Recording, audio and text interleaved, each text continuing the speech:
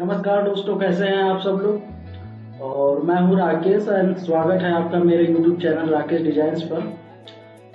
And last class में मैं edit panel complete किया था। मैं एक बार फिर से रिवाइज करा देता हूं। एडिट पैनल में हमने undo, redo, repeat, cut, copy, copy properties from, paste, paste special, delete, duplicate, clone, select all, find and replace, step and repeat, ये सारे फंक्शन कैसे काम करते हैं हमने लास्ट की क्लास में ये सीखा था।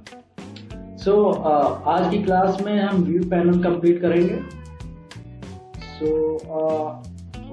इस पैनल को मैं समझाने के लिए सबसे पहले मैं एक डिजाइन ओपन कर लेता हूँ। मान लीजिए मेरे पास एक ही डिजाइन है। जब आप व्यू पैनल में जाएंगे तो जो सबसे पहला ऑप्शन है वो है वायर फ्रेम का। अब दोस्तों, वायर फ्रेम से क्या मतलब है, अभी जो आपको ये डिजाइन नॉर्मल व्यू में दिखाई दे रही है, अब ये वायर फ्रेम में अगर हम इसे सेलेक्ट करते हैं तो आप देखेंगे ये सारा लाइन वर्क में कन्वर्ट हो जाता है। इससे क्या होता है कि कोई भी ऑब्जेक्ट को अगर हमें प्रॉपर मैनेज करना है इस लेआउट के अंदर, या लेआउट को हमें प्रॉपर एडजस्टमेंट करना है, गैप जो है वो बराबर देने हैं, तो इन सब चीज़ों के लिए यूज होता है wire frame. Basically layout design करने में ही यूज होता है इसका। कोई लेयर ऊपर नीचे है तो हम वायर फ्रेम में जाके देख सकते हैं। मैं फिर से इसको इनहेंस कर देता हूँ नॉर्मल मोड पे। नेक्स्ट है हमारा नॉर्मल में जैसी भी आपकी डिजाइन है एकदम सेम वैसा ही दिखाई देगा। इनहेंस में जब हम क्लिक करते हैं तो ये थोड़ा और नीट एंड क्लीन दिखाई देता है। पिक्सल जो होते हैं वो पिक्सलेट नहीं होते हैं। तो बेसिकली ये जो इनहेंस का ऑप्शन है ये बस आपको डिजाइन देखने के लिए है, इससे कोई मूवमेंट नहीं होती।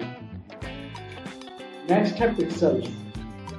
जब हम पिक्सल में क्लिक करते हैं तो भी वो नॉर्मल डिजाइन आपको दिखाई देगी और नॉर्मल व्यू में आप इसको देख सकते हैं। बहुत ज़्यादा डिफरेंस नहीं है।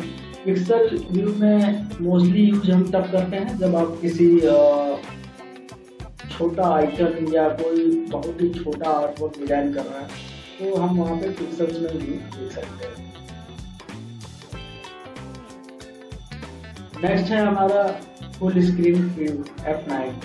अब हमको इसको फुल स्क्रीन में व्यू देखना है तो हम F9 प्रेस कर सकते हैं।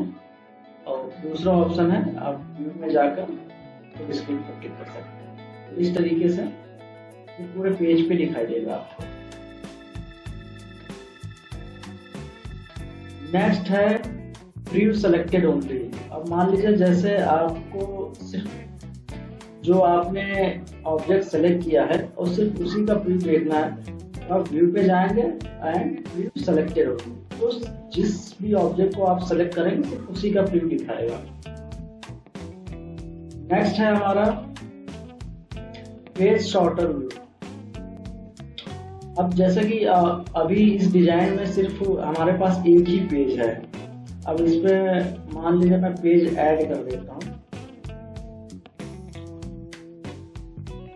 और हर पेज पे एक कलर डाल लेता हूँ।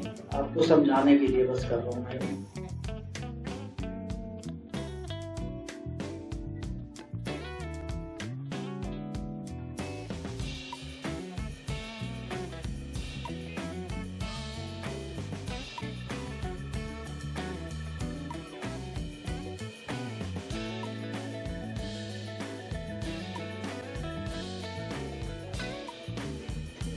अब हमारे पास इसमें आप डिजाइन में देखेंगे 1 से लेकर 6 तक पेजेस हैं। अब हमें क्या करना है कि अब हम चाहते हैं कि हम सारे पेजेस एक साथ इस स्क्रीन पे देख सकें ताकि हमें समझ में आए कि ओवरऑल डिजाइन कैसी बनी है। आप व्यू पे जाएंगे एंड पेज शॉर्टर व्यू। अब आप देखेंगे कि आपके सारे पेज एक साथ दिखाई दे रहे हैं। ये जितने भी हमने 6 पेज डिजाइन किए हैं वो सारे। वापस से जाने के लिए फिर हम उसको एंटर कर देंगे। नेक्स्ट है हमारा दोस्तों जूम इन। जूम इन किसी भी डिजाइन को थोड़ा सा इनलार्ज करने के लिए यूज होता है। इसका जो सॉफ्टकी है Ctrl+ है। आप देखें कीबोर्ड से जब आप Ctrl+ प्रेस करेंगे तो जूम होगा, जब कीबोर्ड से Ctrl- प्रेस करेंगे तो ये जूम आउट हो जाएगा, मतलब डिजाइन छोटी हो जाएगी।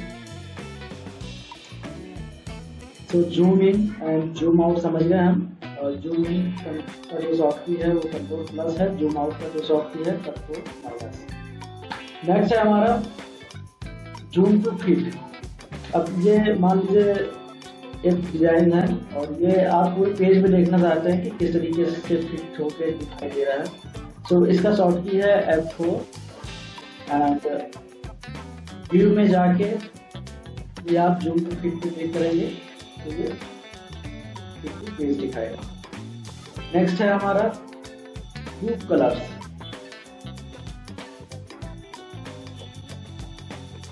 अच्छा, ग्रुप कलर्स का यूज मोस्टली हम प्रिंटिंग पर्पस के लिए करते हैं कि हम जो भी हमारी डिजाइन दिख रही है वो प्रिंटिंग में क्या सारे कलर सेम आएंगे या कुछ डिफरेंस आएगा। तो हम यहाँ पे जाएंगे व्यू में एंड ग्रुप ऑफ कलर पे क्लिक करेंगे। अब ये सारे कलर हमारे सेट हो गए हैं प्रिंटिंग के लिए। आपने देखा हल्का सा डिफरेंस आया यहाँ पे क्लिक करने से। मैं इसको फिर से हटाता हूँ, आप इनको देखिए और ग्रुप कलर्स पे हल्का सा डिफरेंस आया। अब ये एक्चुअल इसी कलर में प्रिंट होगा। इसका यूज प्रिंटिंग के लिए करते हैं। नेक्स्ट है हमारा सिमुलेट ओवर प्रिंट। अच्छा, इसको समझाने के लिए मैं एक नेक्स्ट पेज ले लेता हूँ। अब यहाँ पे एक ऑब्जेक्ट बना लेता हूँ मैं, फ्लोटिंग बॉक्स।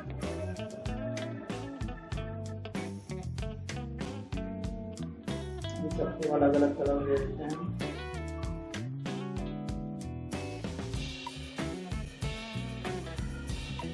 अब जब हम सिमुलेट कलर पे ओवर प्रिंट पे क्लिक करेंगे तो इसका हल्का सा कलर चेंज होता है जो दिखाई नहीं दे रहा है। और नेक्स्ट हम जब ऑब्जेक्ट पे जाएंगे एंड ओवर प्रिंट फिल पे क्लिक करेंगे तब हम ये देखेंगे अब यहाँ पे ट्रांसपेरेंसी आ गई है।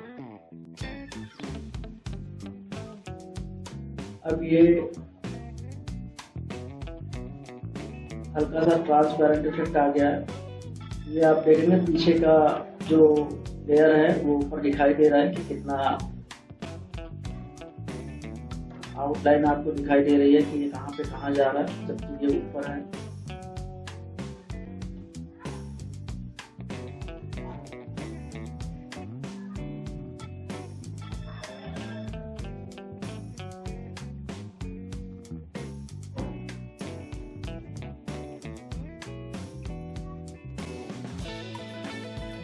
इसके अंदर अगर हम कोई पिक्चर भी डालेंगे तो भी वो ट्रांसपेरेंसी में दिखाई देगा। मैं यहाँ पे एक पिक्चर इंपोर्ट करके दिखा देता हूँ।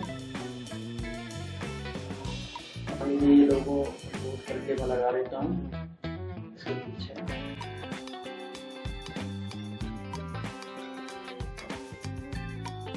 ये देखिए आप, इस तरीके से ये ट्रांसपेरेंट इफेक्ट आ गया इसके ऊपर। सो आई होप कि आपको समझ में आ गया हो सिमुलेट ओवर प्रिंट का मतलब। रिमूव कर देता हूँ ये सारे ऑब्जेक्ट।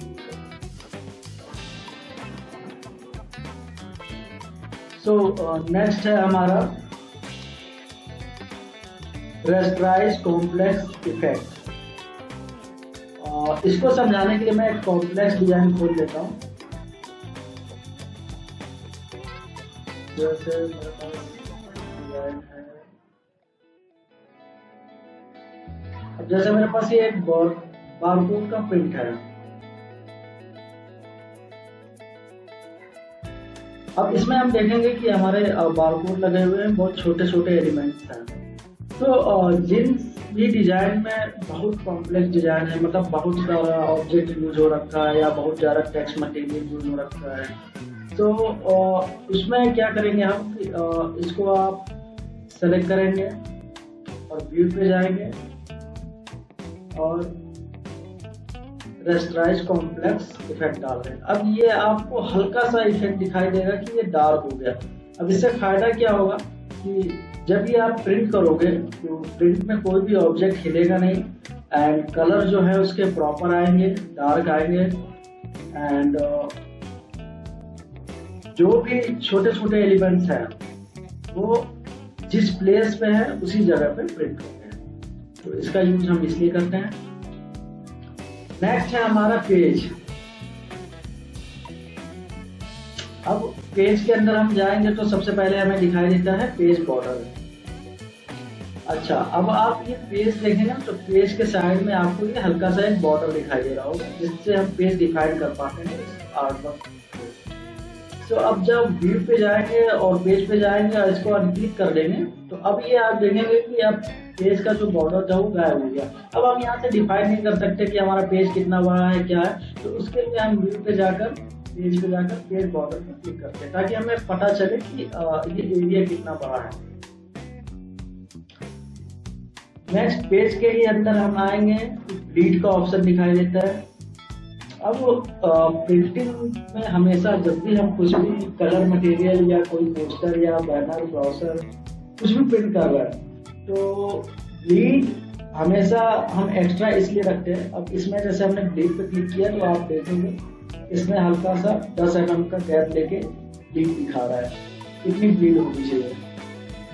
तो इसका यूज हम प्रिंटिंग में ही करते हैं। बेसिकली ब्लीड इसलिए दी जाती है कि जब भी हम किसी बल्क में प्रिंट किया, हमने मतलब 100 या 1500 ब्राउजर प्रिंट किए, अब जब उसको हम कटिंग पे डालते हैं तो कटिंग में हमारा कोई लाइन ना आए या कोई वाइट स्पेस ना छूट जाए, उसकी वजह से हम किसी भी डिजाइन में ब्लीड छोड़ते हैं।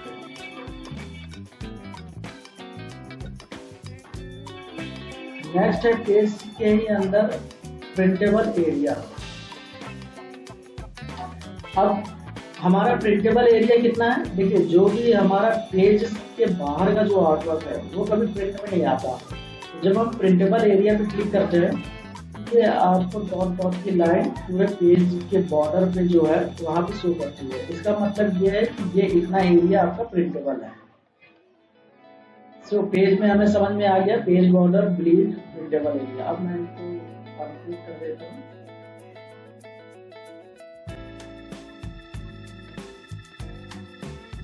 अच्छा, पेज बॉर्डर पे क्लिक कर देता हूँ ताकि पेज डिफाइन हो सके। अब नेक्स्ट है हमारा ग्रिड।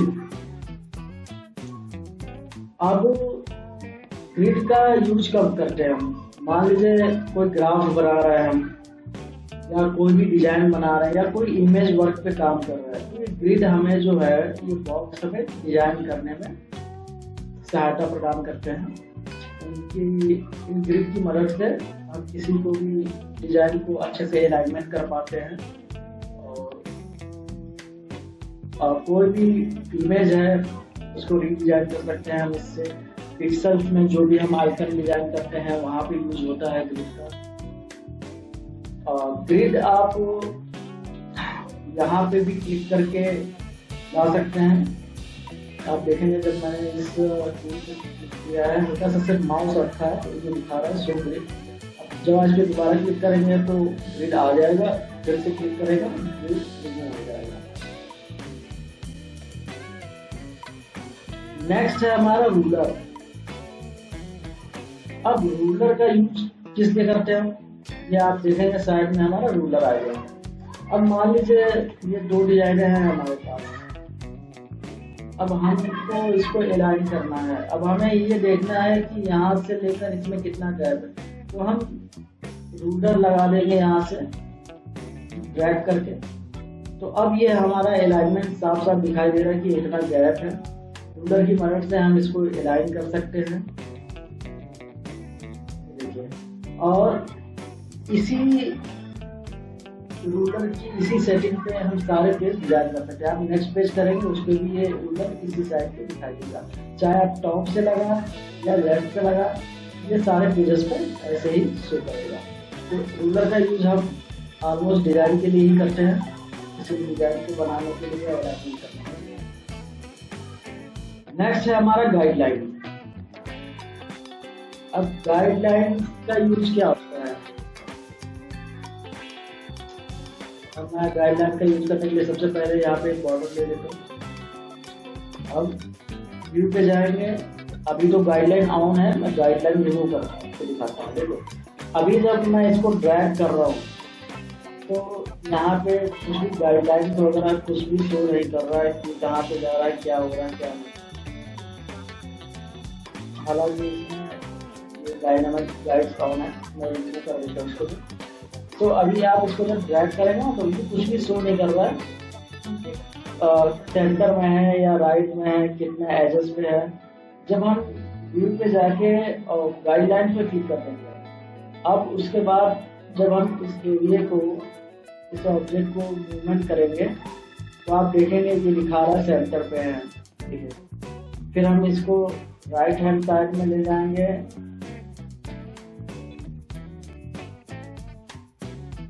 तो ये दिखाएगा कि इसका सेंटर ये है। बेसिकली ये जो सेंटर, ये जो आपका दिखा रहा है पेज का सेंटर में ये जो गाइडलाइंस आ रही है सेंटर, ये अलाइनमेंट के लिए यूज होता है। कई सारे ऑब्जेक्ट हैं उनको एक साथ अलाइन करना है। मान लीजिए ये बॉक्स मैं कहीं बना लेता हूँ, अब इसको कंट्रोल करना है। तो अब जब मैं इसको इससे मिलाऊंगा आप देखेंगे इसके टॉप पे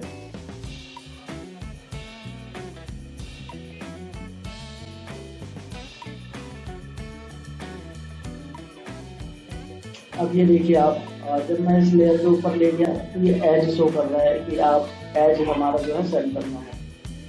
सेम इसी प्रकार ये गाइडलाइन आ रही है, ignore power, click frame, place object. तो इस तरह की कोरल ऑटोमेटिक हमें इंडिकेशन देता है, इसी को हम गाइडलाइन कहते हैं।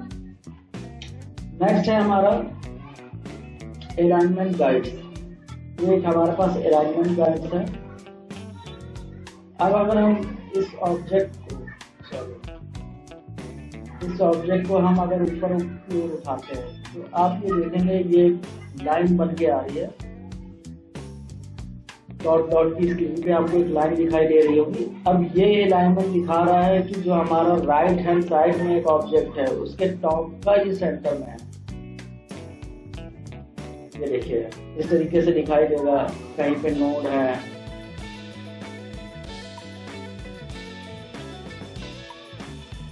ये देखिए आप नीचे हमारे पास ये दिखा रहा है इंडिकेशन, आप देखेंगे हल्का सा तो वो जो ये डॉटेड लाइन आ रही है ये अलाइनमेंट गाइडलाइंस हैं। माउस के बगल में आप देखेंगे स्पेसिंग दिखा रहा है, एक्स स्पेसिंग 1.4 सेंटीमीटर 27 mm का है।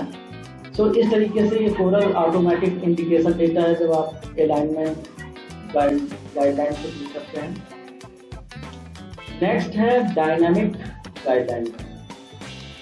अब डायनामिक गाइडलाइंस मैं दिखा देता हूँ आपको। यहाँ पे एक बॉक्स बना लेते हैं पहले, जैसे अब ये बॉक्स है, अब इसको हमें कहीं यहाँ पे सेट करना है या कहीं यहाँ पे सेट करना है, और इसके बाद हम एक सर्कल ले लेते हैं, ठीक है, और एक बॉक्स ले लेते हैं।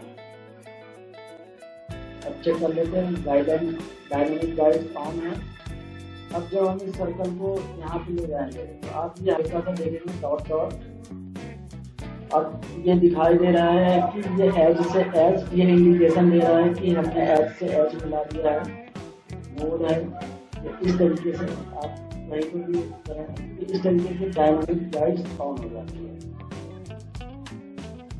तो बेसिकली इसका यूज ग्राफ्स बनाने में यूज होता है, ग्राफिक्स में भी यूज होता है, पर मोस्टली बहुत ज़्यादा हम इसको यूज ग्राफ्स बनाने में करते हैं।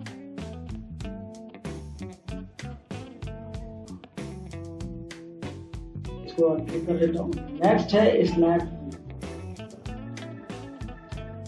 अब यहाँ से आप जाके डॉक्यूमेंट ग्रिड पे क्लिक कर सकते हैं।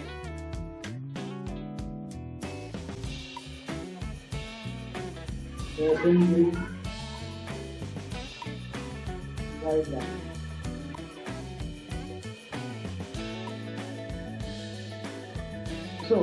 नेक्स्ट है हमारा स्नैप की।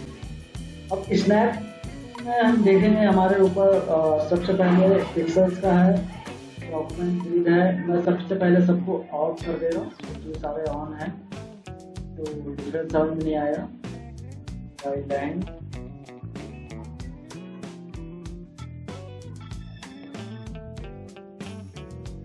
अब मान लीजिए एक हमारे पास ये ऑब्जेक्ट है और इसके अंदर एक और ऑब्जेक्ट है। अब मैं इसका यूज बता रहा हूँ आपको कैसे यूज होता है इसका प्रोग्राम में। अब ये हमारे पास एक ऑब्जेक्ट है, अभी हम इस पर क्लिक कर रहे हैं तो यहाँ पे हमें कुछ भी पूरा इंडिकेशन नहीं दे रहा है कि ये एज है, नोड है, क्या है। अब जब भी हम क्या है ना कि नॉर्मली जब हम किसी ऑब्जेक्ट को अगर मान लीजिए हमने इसको मिलाया, जब हम दूर से देखते हैं तो हमें ऐसा लगता है कि एज मिल गया है, और हम जब इसको जूम करते हैं तब हमें दिखाई देता है कि इतना डिफरेंस आ रहा है। इसी को प्रॉपर अलाइन करने के लिए हम स्नैप टूल का यूज करते हैं। अब जब हम देखेंगे यहाँ पे स्नैप टूल में हमने डॉक्यूमेंट ग्रिड ऑन कर दिया एंड बेसलाइन ग्रिड भी ऑन कर दिया, गाइडलाइंस ऑन कर दी एंड ऑब्जेक्ट, हम इन सबको ऑन कर लेंगे। इससे फायदा क्या होगा कि अब आप देखेंगे जब मैं यहाँ पे जा रहा हूँ, जब मैं अपना कर्सर लेके जा रहा हूँ इस ऑब्जेक्ट के ऊपर, आपको दिखाई दे रहा है कि एज का मतलब किनारा। तो हम इस किनारे के ऊपर काम कर रहे हैं। फिर हम जब इस नोड को पकड़ के, अब हमको मान लीजिए इस बॉक्स के नोड से मिलान करना, ये देखिए ऑटोमेटिक मैग्नेटिक उससे अलाइन हो जाएगा ऑटोमेटिक। अब जब हम इसे जूम इन करेंगे देखेंगे बिल्कुल डिफरेंस नहीं है, प्रॉपर अलाइनमेंट हुआ है। स्नैप टूल का यूज इसीलिए होता है जो कि हमने ऊपर आपको सिखाया है, ग्रिड, रूलर, गाइडलाइन, तो ये भी वही है और इसमें सब कुछ ऑटोमेटिक काम करता है। तो इसका बेसिकली स्नैप टूल का जो यूज है ये अलाइनमेंट के लिए है, किसी भी डिजाइन को प्रॉपर अलाइनमेंट करने के लिए हम इसका यूज करते हैं। अब आगे स्नैप ऑफ है। अब जब हमने स्नैप ऑफ कर दिया तो अब हम देखेंगे कि यहाँ पे हम जब माउस का कर्सर ले जा रहे हैं तो अब ये हमें कोई भी इंडिकेशन नहीं दे रहा है कि ये एज है या क्या है। और फिर से हम इस पे आपको हटा देते हैं, फिर हम जाएंगे तो ये दिखाएगा ये एज है, ये नोड है। बेसिकली ये कोरल के ऑटोमेटिक इंडिकेशंस है और जिससे हमें डिजाइन करने में हेल्प मिलता है। दोस्तों फील्ड की क्लास हमने पूरी कंप्लीट कर दी है। जो पैनल था ऊपर से लेकर नीचे तक जितने भी फंक्शन थे वो सारा कुछ समझ चुके हैं हम लोग।